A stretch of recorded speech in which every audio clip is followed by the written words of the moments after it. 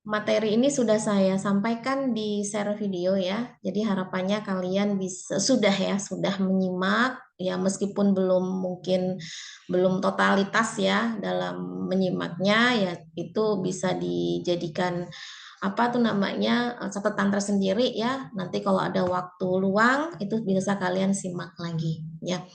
Jadi untuk pekan ini kita sudah masuk pekan ke-10, di mana pekan ke-10 ini kita akan membahas berkenaan dengan sistem integumen. Sebenarnya kan untuk anvisman ini kan tidak jauh-jauh ya dari sistem yang ada di dalam tubuh kita maupun yang di luar tubuh kita. Penyusunnya itu harus lengkap, jangan sampai ada yang berkurang atau hilang ya. Dalam hal ini untuk menunjang ya proses kehidupan manusia itu sendiri ya. Karena bagaimanapun ketika kita kehilangan satu sistem itu akan tidak membuat tubuh kita menjadi baik ya. Artinya dalam hal ini bagaimana caranya sistem yang ada dalam tubuh kita ini dapat berfungsi dengan baik ya, bertugas dengan baik sehingga kita akan mendapatkan manfaatnya ya. Nah, untuk sistem integumen ini sendiri menjadi bagian penting dalam tubuh kita ya. Penting mana Bu dengan sistem kardiovaskuler? Penting mana Bu dengan sistem gerak misalkan? Penting mana Bu dengan sistem pencernaan? Kita tidak bisa membandingkan penting mana. Karena semuanya penting. Dalam hal ini posisi dari setiap sistem itu sama-sama menjadi yang utama.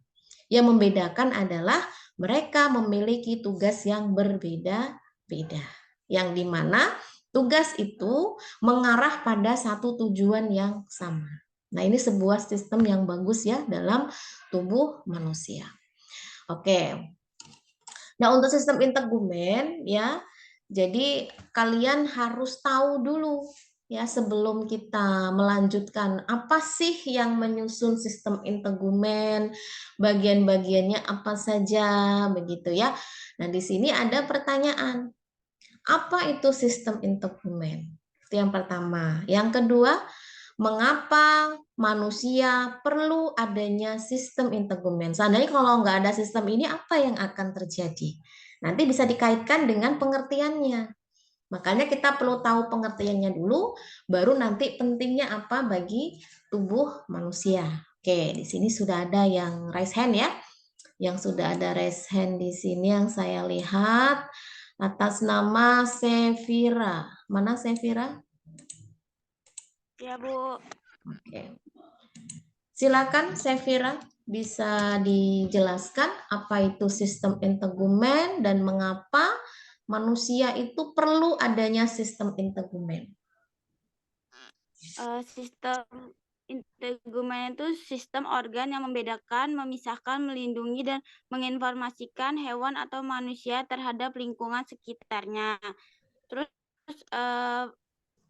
perlunya adanya sistem integumen pada manusia itu karena berfungsi untuk melindungi tubuh dari berbagai jenis kerusakan dan memberikan informasi tentang kondisi lingkungan melalui impuls, Bu. Ya. Baik, itu jawaban dari Sevira. Mungkin temannya ada yang ingin menambahkan, bukan mengulangi jawaban ya, menambahkan. Ada yang ingin menambahkan? Apa itu sistem integumen? Apa itu mengapa manusia perlu adanya sistem integumen? Dari penjelasan yang sudah dijelaskan tadi, silakan. Mungkin langsung bicara saja. Kalau memang ada yang ingin ditambahkan, boleh, tapi tidak mengulangi jawaban, ya. Tidak ada yang ingin menambahkan dari jawaban Sevira tadi, ya. Ya sebetulnya dengan kalian membuat pengertian yang sama meskipun menggunakan bahasa yang berbeda ya itu tentu sudah berbeda ya dari apa yang sudah disampaikan. Karena saya ingin kalian itu memahami bukan menghafal ya. Jadi ketika kalian belajar dari materi dosen itu kalau itu pertanyaan yang berupa esai, dosen itu akan lebih menghargai dan lebih memberikan nilai plus kepada mereka yang bisa menggunakan bahasa sendiri ya. Jadi tidak sama plek dengan apa yang disampaikan di PPT-nya gitu ya. Jadi boleh sih boleh ya, tapi dalam hal ini menghindari hal-hal yang mungkin dianggap kalau pas ujian ya, kok ini sama persis ya dengan materi saya dosennya gitu ya di PPT. Jangan-jangan ini anak nyontek lah ya, kan nggak enak kan? Tapi kalau kita memahami materi dari dosen itu terus kita menyampaikan dengan bahasa kita sendiri, nah itu sangat lebih bagus ya. Artinya kita memahami, bukan menghafal ya. Oke, tadi sudah dijawab ya sama Sevira, yaitu sudah betul ya, karena memang secara materi sudah saya sampaikan demikian, dan ini menjadi poin yang memang harus dipahami ya, bahwasanya sistem integumen ini berbeda dengan sistem-sistem yang lain ya. Berbedanya tentu mengarah pada tugasnya atau fungsinya. Ya tidak akan double job gitu ya. Artinya semua sudah punya porsinya masing-masing. Oke. Nah, sistem integumen ini juga masuk ke dalam sistem organ. Ya, salah satu sistem organ tubuh pada manusia yang fungsinya itu untuk barier, ya, untuk pelindung, pemisah. Nama juga pemisah pembatas ya. Jadi kan kita ini tidak akan bisa yang namanya lepas dari kontak dengan lingkungan. Ya, mau apapun itu, udara, air, ya, api, zat-zat kimia, apapun itu yang ada di lingkungan kita. Nah, kalau tidak ada si sistem integumen, tentunya semua yang ada di lingkungan kita akan mudah masuk ke dalam tubuh. Apa yang akan terjadi? Tubuh kita akan mudah sekali terganggu. Ya, kalau bahan-bahan itu tadi tidak berbahaya untuk tubuh kita. Kalau berbahaya, tentu akan menimbulkan penyakit, gitu ya. Nah, makanya penting sekali dalam hal ini tubuh kita memiliki pelindung, di mana pelindung ini akan menjaga kita ya dari efek kontak yang terjadi dengan lingkungan. Kita nggak akan bisa menghindari yang namanya kontak dengan lingkungan. Mau kita hidup sendiri sekalipun, ya tidak ada teman, tetap kita harus ada kontak dengan lingkungan selama kita masih bisa bernafas. Ya. Nah, dalam hal ini sistem integumen itu yang dominan, ya organnya adalah kulit. Ya, seluruh bagian tubuh kita ini tersusun dari kulit. Ada Bu yang nggak ada kulitnya apa? Kuku. Nah, tapi kan kuku juga itu merupakan bagian dari kulit. Nanti kita akan belajar di bagian kulit hipodermis ya. Jadi di dalamnya itu ada akar-akar kuku yang nantinya akan tumbuh. Rambut Bu nggak ada kulit. Nah, rambut itu menempel di mana? Ya, di kulit kepala. Artinya memang dalam hal ini kulit tidak akan bisa dipisahkan ya dari tubuh manusia. Jadi kulit ini derivatnya banyak ya. Salah satunya ada rambut ya, ada kuku, ada kelenjar. Jadi tidak terpisah karena bagaimanapun rambut, kuku, kelenjar itu juga bagian dari sistem. Ya, ini konsepnya harus paham dulu. Jadi tidak hanya sekedar menghafal ya. Kalau menghafal itu sekarang hafal sore hilang. Tapi kalau memahami konsepnya, mau sampai kapanpun kita bisa memahami walaupun mungkin setiap penyampaiannya menggunakan bahasa yang berbeda-beda ya.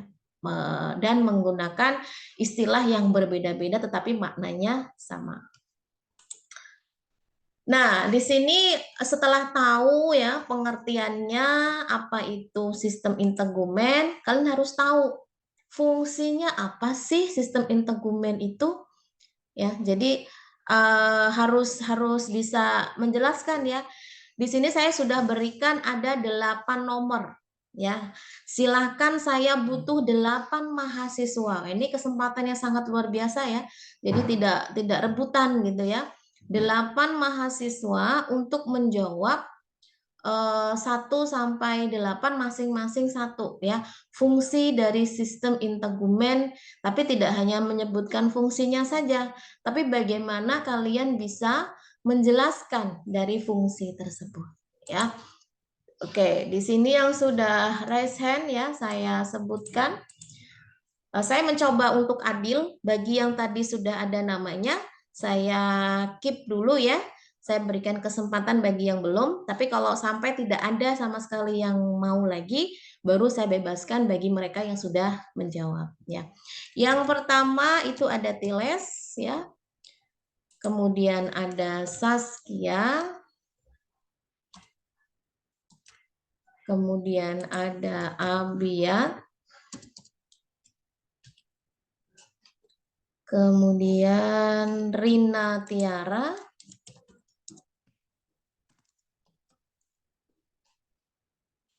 Mia. Kemudian Delina. Nah, kurang nih, baru 6. Ya, siapa lagi yang mau diobral ini? Silakan. Oke, sambil menunggu, silahkan dimulai dari Tiles. Satu aja ya, jangan disebutin semua, ini temannya kebagian nanti. Satu aja fungsi dari sistem integumen, silahkan pilih manapun yang disuka, ya, dengan penjelasannya. Tapi yang sudah disebutkan temannya nggak boleh diulang ya, karena di materi itu ada 8. Pas itu ya, satu-satu ya. Oke, oh sudah ada 10 nih, bentar, sekalian ya. Tadi dari Delina, bawahnya siapa ini? Santi ya. Santi, kemudian Nadia. Oke, pas ya, 8. Silakan dimulai dari Tiles. Iya Ibu, Tilas mau menjelaskan fungsi kulit. Fungsi kulit itu proteksi atau pelindung, yaitu melindungi tubuh dari kerusakan akibat benturan dan melindungi tubuh dari kontak langsung kimia. Itu ada untuk melindungi kulit dari mikroba, gesekan, dan zat kimia. Adanya lipid dan sebum itu untuk mencegah evaporasi air dari permukaan kulit, dehidrasi, dan masuknya air. Sudah Ibu. Oke, baik. Dilanjut Saskia.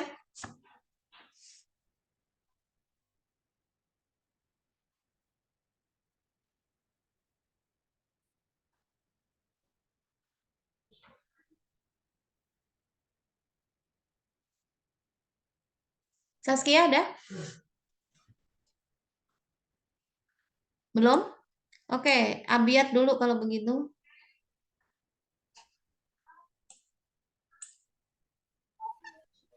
Baik, Bu. Silakan.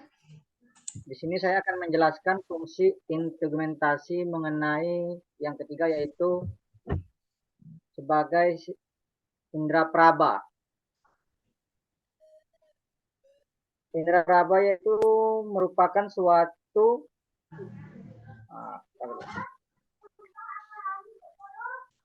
indera praba itu biasa kita kenal sebagai mekanoreseptor atau reseptor kulit terhadap gangguan dari luar, yang mana indera praba ini terdapat pada bagian epidermis, dermis, dan hipodermis. Sekian, Bu. Oke, baik. Kemudian saya panggil lagi Saskia, ada? Oke, belum. Lanjut, Rina Tiara. Baik, Ibu. Yang kelima yaitu termoregulasi, yaitu untuk mengeluarkan keringat dan dilatasi atau kontriksi pembuluh darah yang diatur oleh hipotalamus. Cukup, Ibu. Oke. Ya, Mia, silakan.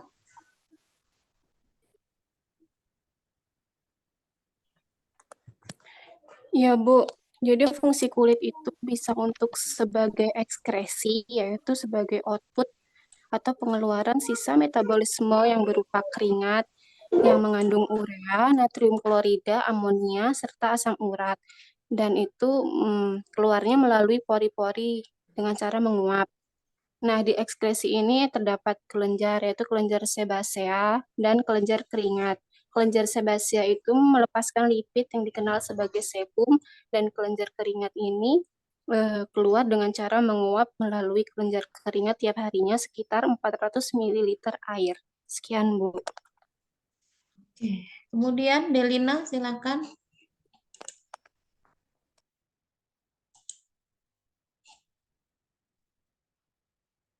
Delina.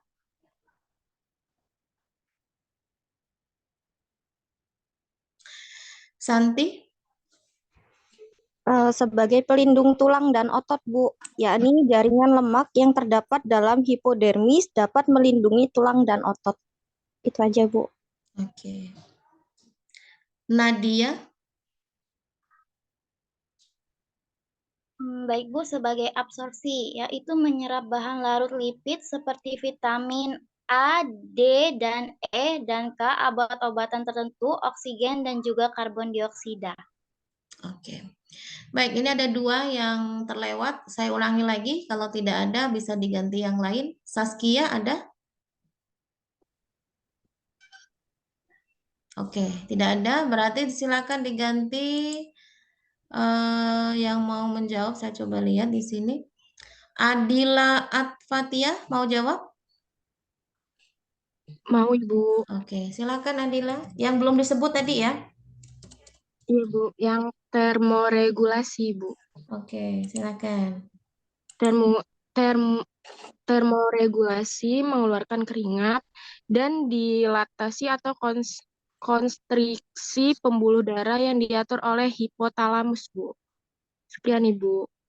Oke, kemudian Delina sudah ada?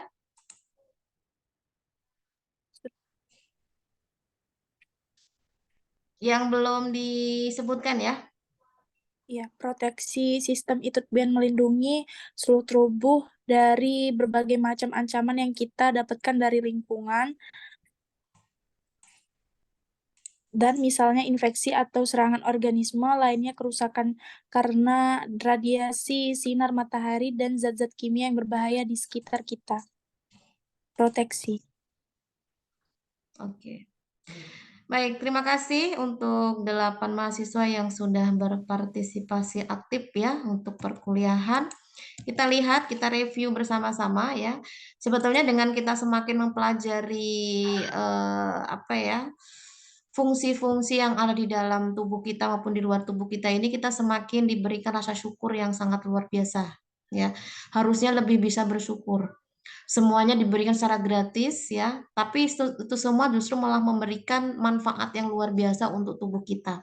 Dari segi kulit saja ya, dari kulit itu sudah disebutkan tadi ya, dari segi untuk pelindung ya, pelindung ini sifatnya sangat luas ya, apapun yang itu ada di lingkungan kita, baik itu secara fisik, kimiawi, ya, panas atau dingin, infeksi ya, terutama karena adanya mikroorganisme ya, terutama patogen, itu akan menjadi barrier pertama.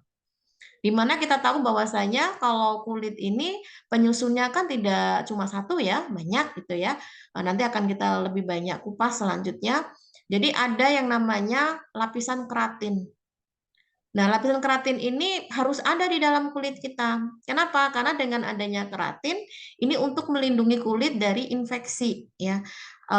Maksudnya ketika si mikroba itu mau masuk, itu sudah terhalang dulu dengan adanya keratin. Nah, kemudian ketika terjadi abrasi atau gesekan, nah itu juga bisa melindungi kulit ya dari panas, dingin atau apapun itu ya. Dan juga dari zat-zat kimia yang memang itu bisa bersifat toksik ya untuk tubuh kita. Nah, adanya juga apa? Lipid dan sebum ya. Karena kulit kita ini kan sehat, yang sehat itu kan harusnya tidak kering ya, tapi lembab gitu ya. Tapi lembabnya bukan berair, tapi dalam hal ini lembabnya karena dia memiliki lapisan minyak. Tapi itu pun juga tidak boleh berlebihan ya, karena kalau berlebihan tentu akan menimbulkan tempat nyaman bagi mikroba ya. Bisa timbul jerawat atau timbul penyakit-penyakit yang lain. Nah, dalam hal ini minyak atau sebum itu ya, itu bisa mencegah terjadinya penguapan ya. Penguapan air, jadi kulit kita itu akan terhindar dari dehidrasi ya. Yang dimana kulit kita ini harusnya permukaan kulit itu tidak boleh kering itu tadi. Karena kondisi air terjaga ya, karena adanya lipid atau sebum itu tadi. Nah, yang kedua ekskresi. Nah, ekskresi ini kan menjadi bagian yang memang wajib manusia lakukan. Jangan sampai nanti apa yang sudah masuk ke dalam tubuh kita itu sisanya tidak dikeluarkan. Karena kalau sampai tidak dikeluarkan, itu akan menumpuk di dalam tubuh kita, lama-lama akan menjadi penyakit. Karena sifatnya sesuatu yang sisa itu kan toksik ya. Adapun juga mungkin yang sifatnya sekresi, yang itu masih bisa dimanfaatkan tuh beda lagi. Tapi ini sifatnya yang memang harus dikeluarkan dari tubuh. Nah, misalkan seperti apa? Sesuatu yang mengandung urea, ya, mengandung natrium klorida, amonia dan lain-lain. Yang itu bisa dalam bentuk keringat. Ya, jadi keringat itu memang sesuatu yang harus dikeluarkan karena hasil dari metabolisme. Jangan sampai di dalam tubuh kita mengendap terlalu banyak urea. Dan ini akan menjadi penyakit ya untuk tubuh kita. Nah, kemudian dalam hal ini kenapa kulit itu bisa bersifat sebagai sistem ekskresi? Karena punya yang namanya kelenjar sebasea ya, dan kelenjar keringat. Jadi kelenjar sebasea itu beda dengan kelenjar keringat ya. Kalau sebasea itu dia menghasilkan minyak atau sebum. Kalau keringat itu yang menghasilkan keringat ya, itu dengan cara menguap ya melalui kelenjar-kelenjar keringat di setiap harinya. Jadi ya kalau mau sehat ya sebetulnya banyak berolahraga itu sesuatu yang memang sangat masuk akal gitu ya, relate sekali. Tapi sayangnya di antara kita masih belum sadar ya terkait itu gitu ya, termasuk yang berbicara gitu ya. Karena sulit sekali kita itu menggerakkan tubuh kita, paling kalau mager ya. Jadi tentunya dalam hal ini akan menghambat pengeluaran keringat dari tubuh kita ya. Nah, kemudian sebagai indera peraba, termoregulasi, pembentuk pigmen, pelindung tulang dan otot, dan absorpsi. Kalau indera peraba jelas ya, di mana kita bisa melakukan proses kontak dengan lingkungan, dengan sentuhan ya, dengan getaran, itu semua karena adanya lapisan-lapisan di dalam kulit kita. Ya, bisa merasakan karena adanya saraf sensorik, peka begitu ya. Nah, kemudian termoregulasi biasanya ini erat kaitannya bagaimana tubuh kita mengatur suhu ya, bukan karena demam bukan ya, tapi karena faktor lingkungan, kapan panas, kapan dingin. Karena kita ini bukan berdarah dingin seperti ikan ya, yang suhu tubuhnya mengikuti lingkungan. Waduh, kalau suhu tubuhnya dingin, tubuh kita jadi turun di bawah 37 derajat Celcius kan mengerikan gitu ya. Nah, sekarang bagaimana tubuh kita walaupun di luar sana panas, di luar sana dingin, tetap tubuh kita bisa normal suhunya. Nah, itu ada regulasinya. Ini sudah disampaikan di materi yang pertama ya. Bagaimana tubuh kita bisa mengatur yang namanya keseimbangan di dalam tubuh. Pembentuk pigmen juga begitu ya, di mana ada yang namanya melanin ya, yang itu membuat tubuh kita ini bisa memberikan warna khas gitu ya. Apakah dia warnanya kuning langsat, berwarna putih ya, berwarna coklat, itu semua ada pengaruh terhadap perlindungan kulit dari sinar UV ya, dan lain-lain. Jadi nanti ini bisa kalian baca lagi ya, bahwasanya memang dari 8 fungsi ini tadi ini sudah cukup bagi kita ya untuk mengetahui sangat begitu banyaknya peran dari kulit untuk tubuh kita ya. Oke, kemudian nah ini saya spill dulu ya bagian-bagian kulit. Jadi secara umum kulit kita ini terdiri dari epidermis ya, terdiri dari dermis dan hipodermis. Jadi ada 3 lapisan ya. Ini lapisan paling atas, ini di bawahnya, dan ini yang paling dalam. Ini adalah dari pengamatan mikroskopis kulit pada manusia ya. Ini epidermis ya, ini dermis. Jadi kalau dilihat ketebalannya, yang paling tipis sebenarnya epidermis, tapi bukan berarti dia hanya terdiri dari 1 lapis. Epidermis ini penyusunnya banyak ya. Jadi itu pun setiap lapisan memiliki fungsi yang berbeda-beda ya.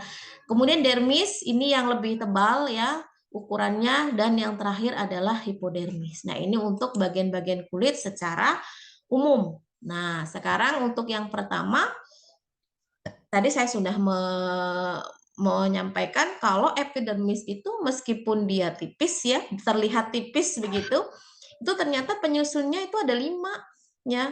yang kita kenal sebagai stratum. Nah, stratum apa saja penyusun dari epidermis? Ini ada 5 nih.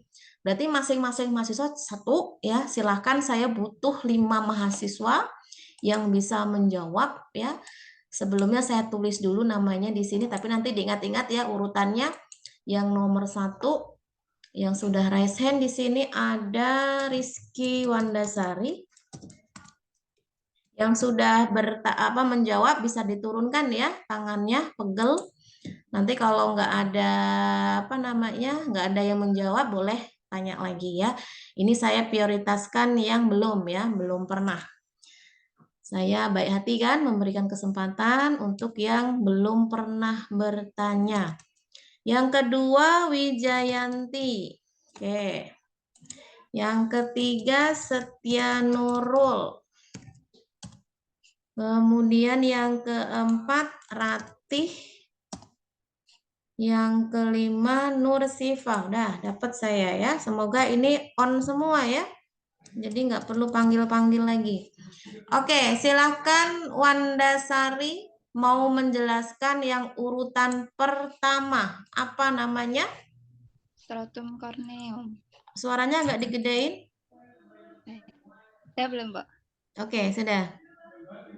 Yang pertama adalah stratum yang lapisan terluar dari epidermis. Sebentar. Suaranya kok lembut sekali.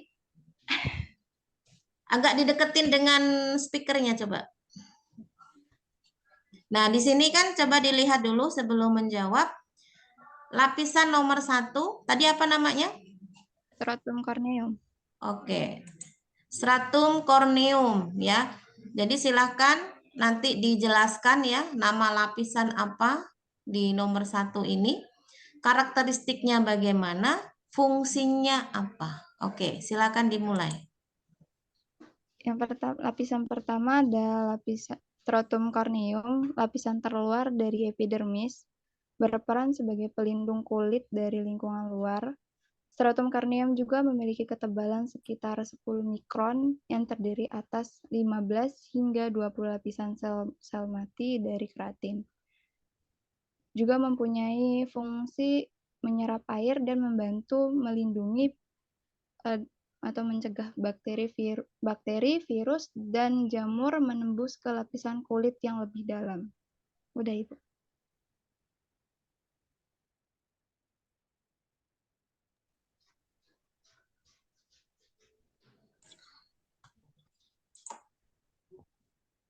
Yang kedua Wijayanti. Ada Wijayanti? Iya, Bu. Oke, silakan untuk lapisan yang kedua langsung saja. Itu apa? Stratum lucidium terdapat pada bagian kulit yang mempunyai epidermis tebal seperti pada telapak tangan serta telapak kaki. Sangat rentan pada absorpsi dan gesekan. Pada lapisan ini pula terdapat pelindung tambahan terlihat transparan dan terdiri atas sel-sel kulit mati.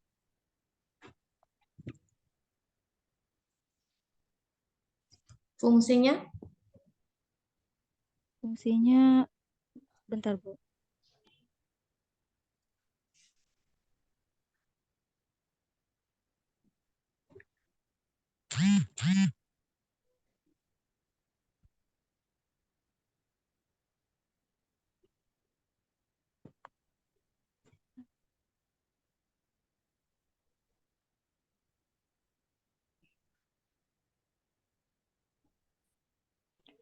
Fungsinya meredam gesekan antara lapisan epidermis, Bu. Oke. Baik, kita ulas dulu ya dari nomor 1 dulu. Tadi Rizky Wandasari menyebutkan kalau lapisan nomor 1 itu adalah lapisan stratum corneum.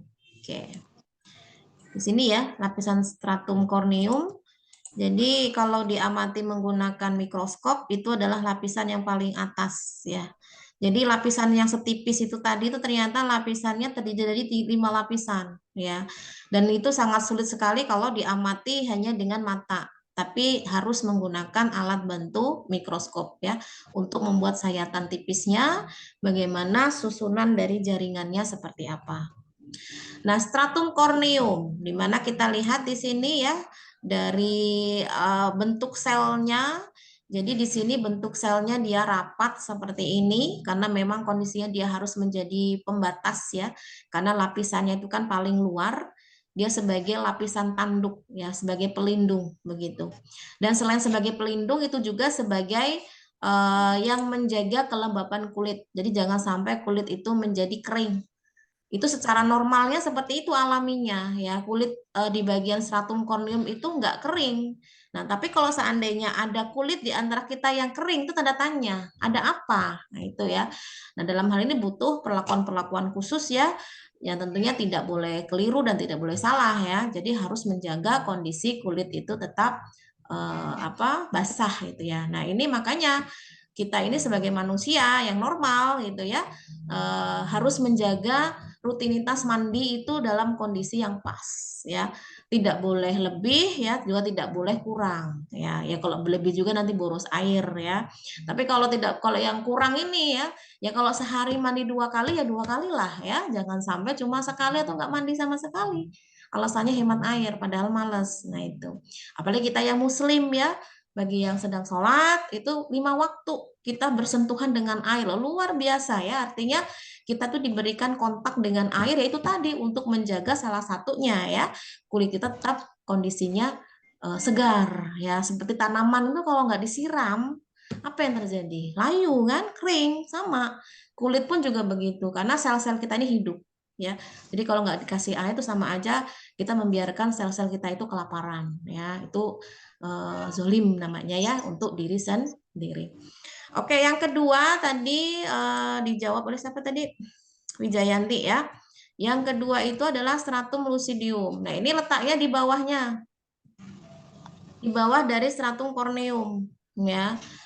Nah, di sini kita lihat bahwasanya kalau untuk stratum lucidium ini memang ada di beberapa tempat yang memiliki kekhasan ya, terutama di tempat-tempat memang sering ada kontak dengan yang keras-keras ya, seperti telapak tangan, telapak kaki. Karena di sini stratum lucidium itu sebagai pelindung tambahan ya. Jadi supaya dia lebih kuat ya, apalagi telapak kaki ya yang sering kali kita mengabaikan begitu ya, dengan tidak menggunakan alas kaki dan sebagainya, itu bisa mengganggu atau bisa merusak kesehatan kulit ya. Apalagi kalau kita perhatikan yang apalagi sering di dapur nih ya, emak-emak yang sering di dapur itu kalau kita tidak perhatikan itu tumitnya itu kan sering pecah-pecah gitu ya. Nah, ini menunjukkan kita tidak bisa menjaga kesehatan kulit dengan baik ya. Ya, walaupun posisinya di bawah tetap harus diperhatikan. Karena itu semua kalau sampai timbul gopelan-gopelan, akhirnya malah bisa menimbulkan perdarahan, nah itu akan menimbulkan penyakit baru lagi, atau mungkin malah bisa menyebabkan infeksi. Nah, itu yang membahayakan ya. Kemudian yang ketiga, sebentar, ada yang speakernya tidak dimatikan ya. Minta tolong yang tidak berbicara dimatikan. Oke. Yang ketiga, tapi siapa tadi yang menjawab? Setia Nurul ada? Ada, Ibu. Oke, silakan Setia Nurul untuk bisa menjelaskan lapisan yang ketiga ya. Lapisan tepat di bawah nomor 2. Silakan. Stratum granulosum karakteristiknya. Stratum granulosum dibentuk dari 3-5 lapisan sel pipi. Sel-sel pada stratum granulosum merupakan pematangan dari sel-sel pada lapisan stratum spinosum yang bermigrasi ke atas. Fungsi dari stratum granulosum itu untuk membentuk sel-sel pelindung kulit dengan menghasilkan lemak dan molekul lainnya, serta mengikat dan melindungi sel-sel kulit. Sudah, Ibu. Oke. Yang ke berapa tadi? 4, Ratih ada? Ada, Ibu. Oke, silakan Ratih. Stratum spinosum karakteristiknya itu stratum spinosum adalah lapisan paling tebal pada epidermis karena tersusun atas beberapa perisel. Terus stratum spinosum sendiri memiliki bentuk sel polihedral dan cenderung irregular. Fungsi dari stratum spinosum sendiri adalah berperan dalam menciptakan keratin, bahan pembentukan sel kulit, rambut, dan kuku. Sel-sel dendrit yang terdapat di lapisan ini penting dalam menjaga kekebalan tubuh. Sudah, Ibu. Oke, lanjut dulu untuk yang terakhir, Nur Sifa, silakan. Iya Bu, stratum basalis itu adalah lapisan yang terakhir di epidermis. Itu fungsinya untuk melindungi kulit dari radiasi sinar UV dengan karakteristik dia selalu tumbuh membentuk sel-sel baru atau yang biasa disebut dengan stratum germinativum yang terletak di atas lapisan dermis dan tempat terjadinya mitosis, yaitu memproduksi sel-sel baru menggantikan bagian-bagian sel yang mengeras ataupun mati. Sel-sel yang berada pada lapisan epidermis dijaga oleh lapisan dermis yang terletak di bawahnya. Akan tetapi sel tersebut tidak bertahan ketika bergerak lebih jauh dari stratum basal. Dan tempat terjadinya melantosit atau tempat memproduksi melanin atau warna kulit, Bu. Oke. Baik, kita ulas kembali ya untuk lapisan yang ketiga, stratum granulosum ya. Jadi stratum granulosum ini dia memang kalau dari segi ukurannya dia lebih pipih ya. Bentuknya maksudnya, dia lebih pipih dibandingkan dengan yang lucidium dan corneum ya. Jadi dalam hal ini memang ada bagian penting yang ada di dalam stratum granulosum itu adalah struktur protein yang namanya keratohyalin ya. Jadi keratohyalin itu yang nantinya akan membuat proses pembentukan keratin pada lapisan di kulit ya. Jadi dalam hal ini keratin itu sangat penting sekali ya dalam proses 1645 setengah berapa sih? Jadi dalam hal ini perlu di 1545 jaga kesehatan kulitnya ya. Setengah. Nah, kemudian lapisan yang yang keempat itu adalah stratum spinosum ya. Ini juga urutannya di bawah granulosum ya. Jadi kalau dilihat dari ukurannya ya, ukurannya itu terdiri dari 5 hingga 15 lapisan ya, sel-sel poligonal yang terletak tepat di atas stratum basal ya. Jadi 2 di atas lapisan stratum basal ya, yang dimana di bagian dari stratum ini terdapat sel-sel Langerhans.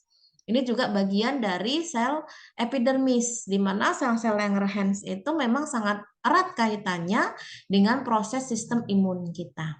Ya, bagaimana ketika ada serangan dari zat-zat asing, salah satunya mikroba gitu ya, ketika masuk dalam tubuh kita, maka akan ada penangkal pertama dulu sebelum masuk ke dalam tubuh ya, karena yang namanya sistem imun itu kan bertingkat ya. Jadi istilahnya itu gerbang pertama, gerbang kedua, gerbang ketiga. Kalau semua gerbang KO ya berarti kita sakit gitu ya. Tapi kalau ada gerbang yang bisa menahan berarti kita tidak sakit. Jadi sebetulnya dengan kondisi kita tidak sakit itu bukan berarti kita tidak terserang oleh zat-zat asing atau mikroba itu tadi. Karena bagaimanapun kita sulit kan tidak kontak dengan yang ada di lingkungan kita. Mau kita megang buku, mau kita megang meja, mau megang apapun, apalagi yang kerja di rumah sakit, ini kan sangat istilahnya berkesempatan atau berpeluang untuk bersentuhan dengan itu semua itu kan lebih banyak ya. Tapi bukan berarti kita ini nggak pernah adanya kontak dengan mikroba.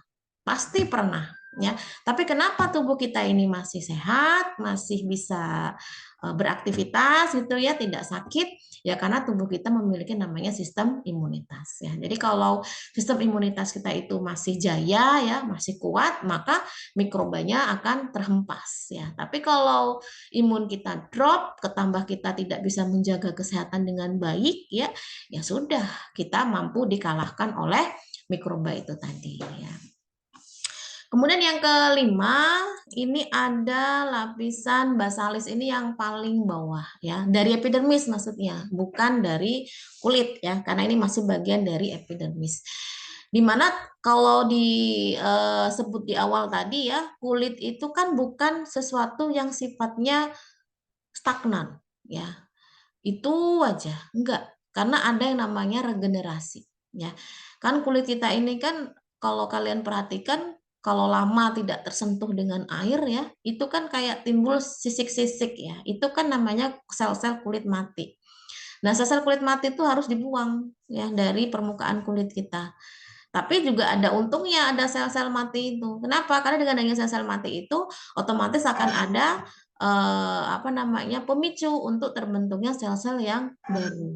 Nah, lapisan stratum basalis inilah yang nantinya akan memproduksi sel-sel baru. Yang nantinya ada proses mitosis ya, pembelahan-pembelahan sel yang nantinya juga akan menggantikan sel-sel yang mati itu tadi ya. Nah, kemudian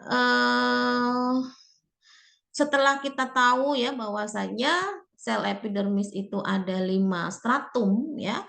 Dan tadi juga sudah di-spill ya, di dalam epidermis itu pun juga ada sel-sel khas ya yang harus ada dan wajib ada begitu karena itu sebagai bagian dari pelindung ya untuk kulit begitu. Nah, di sini sudah saya kasih space ya untuk mahasiswa yang mau memberikan jawaban begitu ya terkait apa saja sel-sel yang ada di dalam epidermis. Aduh, sorry.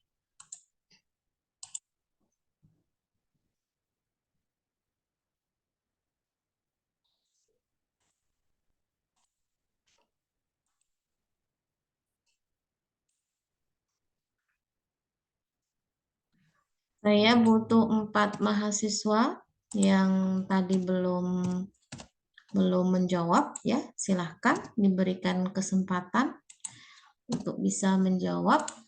Saya coba lihat siapa yang sudah raise hand di sini.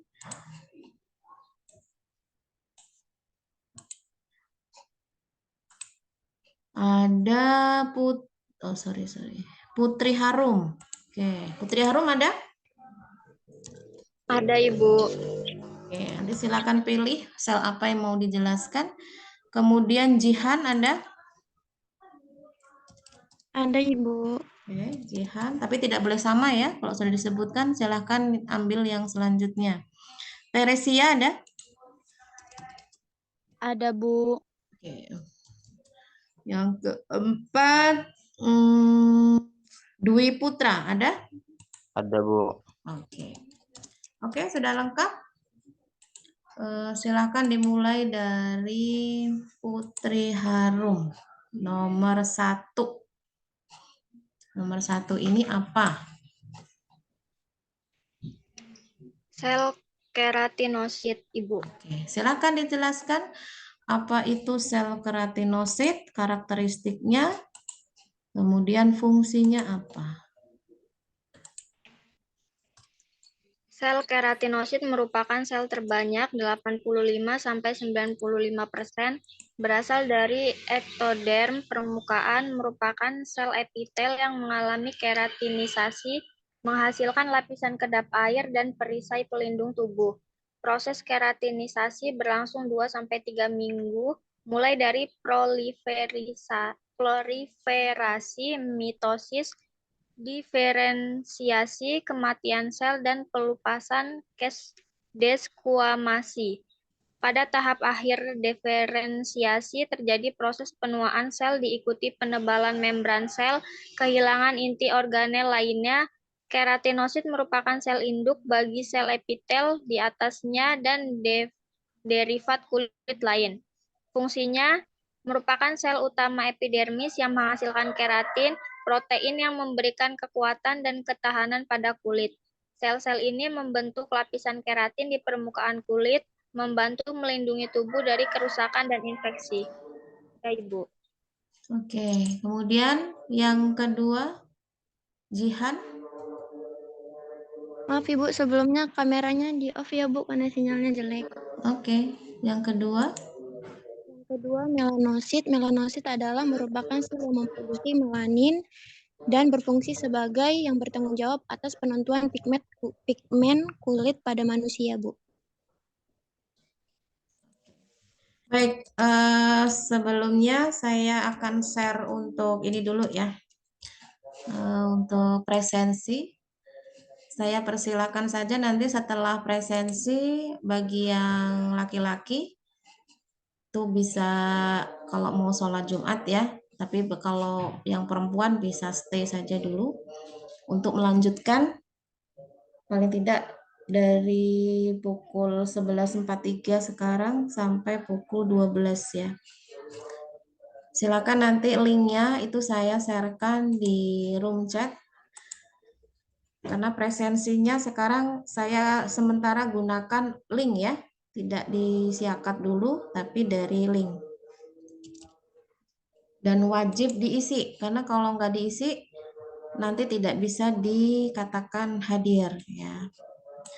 Tentunya di situ ada yang harus kalian isi pula, bukan sekedar menyatakan kehadirannya.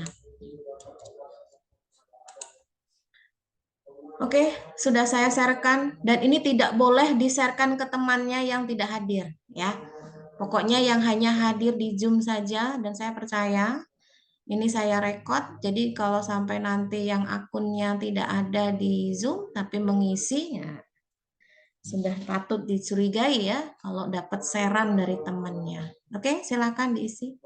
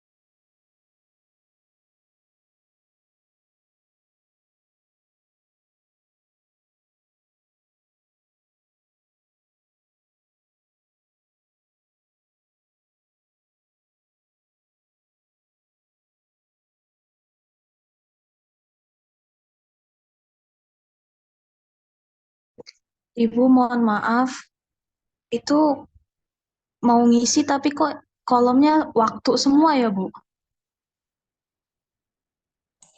Yang lain juga begitu kah? Iya, Bu. Oke, sebentar ya, sebentar. Untuk yang di judul materi.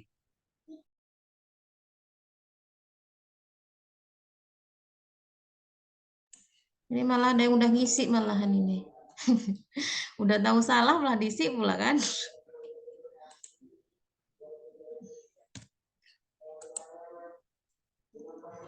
Bentar ya, saya edit dulu ya.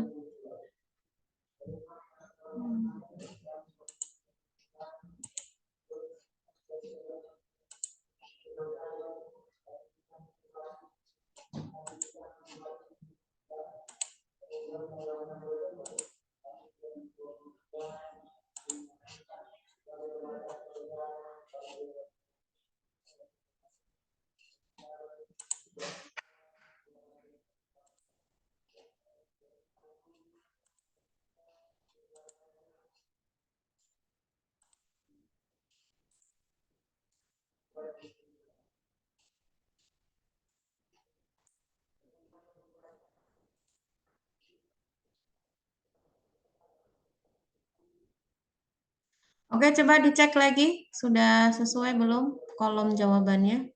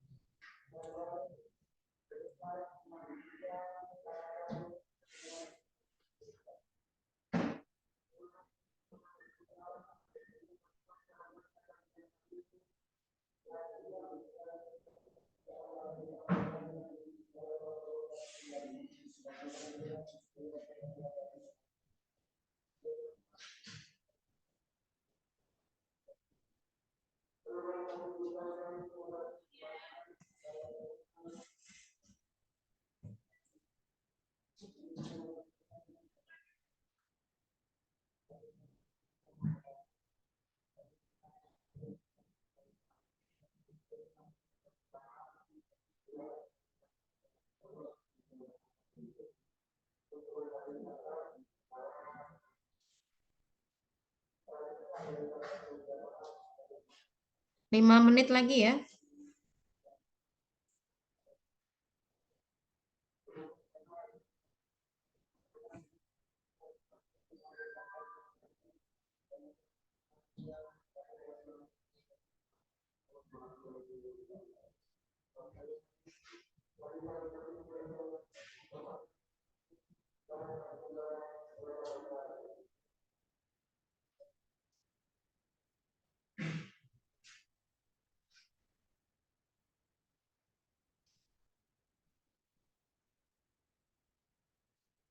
Ibu, maaf, bisa kirim ulang nggak ya, Bu?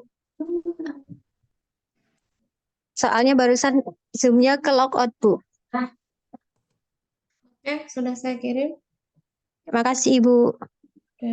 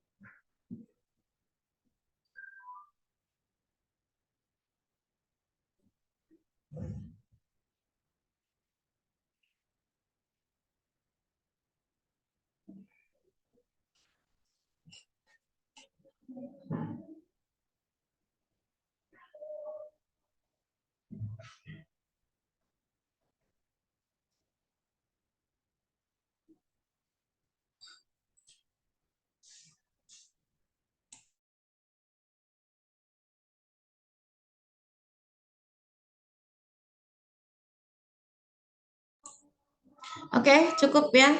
Kita melanjutkan lagi, kurang dikit lagi ya. Silakan bagi yang laki-laki bisa leave Zoom ya.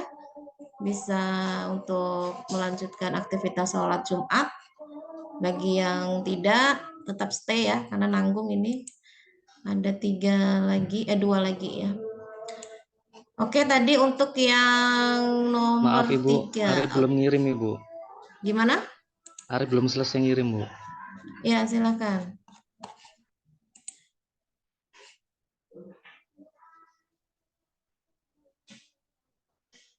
Dilanjutkan Teresia ya. Mana Teresia ada?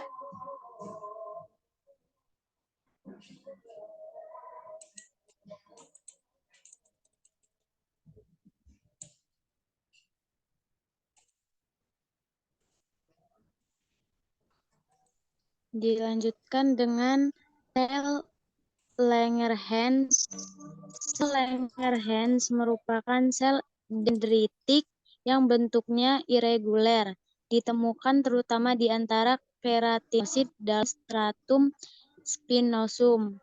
Tidak berwarna baik dengan He, sel ini berperan dalam respon imun kulit, merupakan sel pembawa antigen yang merangsang reaksi hipersensitivitas tipe lambat pada kulit. Fungsi dari sel Langerhans yaitu berperan dalam sistem kekebalan tubuh dengan menangkap dan mempresentasikan antigen atau zat yang dapat memicu respon kekebalan kepada sel-sel kekebalan tubuh. Sel-sel Langerhans membantu melindungi kulit dari infeksi dan merespon terhadap potensi ancaman. Sudah, Bu. Oke, kemudian yang nomor 4. Ini Dwi Putra masih stay di Zoom apa enggak ini? Masih, Bu. Ya, silakan. Yang keempat adalah sel Merkel. Sel Merkel memiliki jumlah paling sedikit, terdapat dalam stratum basal pada ujung jari, folikel rambut, dan mukosa mulut. Berfungsi sebagai mekanoreseptor sensasi fisik berhubungan dengan neuroendokrin. Cukup, Bu. Baik, silakan diselesaikan dulu ya untuk yang presensinya tadi.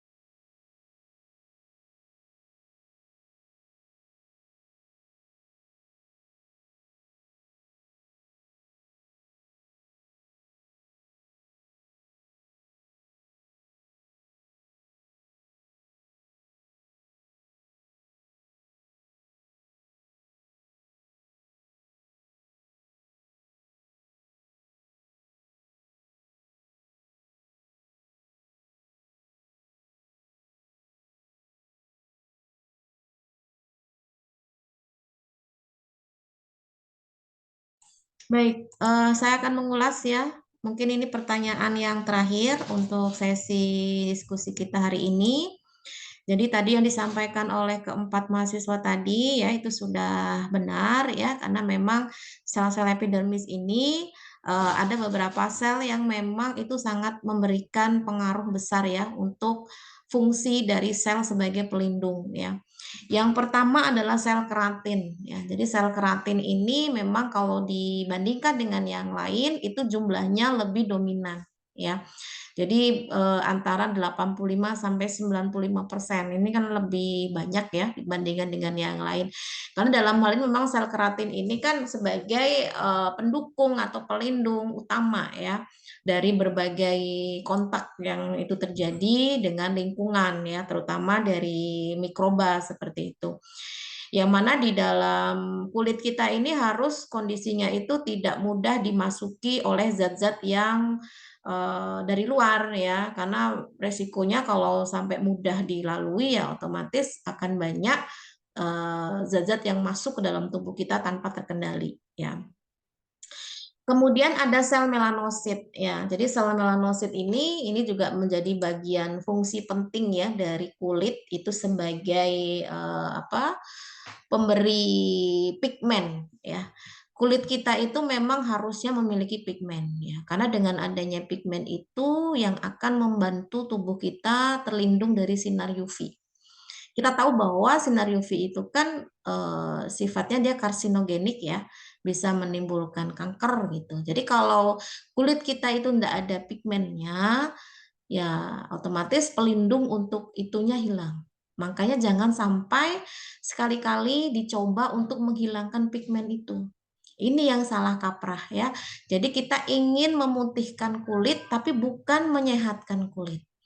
Memutihkan kulit itu dengan cara menghilangkan pigmen yang warnanya nggak suka ya. Kita nggak suka. Kan biasanya orang-orang ini nggak suka dengan warna gelap ya. Warna coklat, warna hitamnya itu dihilangin malahan dengan zat-zat tertentu yang bisa merusak dari sel melanin itu tadi. Alhasil apa? Kulit kita yang harusnya bisa menghasilkan melanin tidak menghasilkan melanin. Kita sudah kehilangan satu pelindung gratis ya.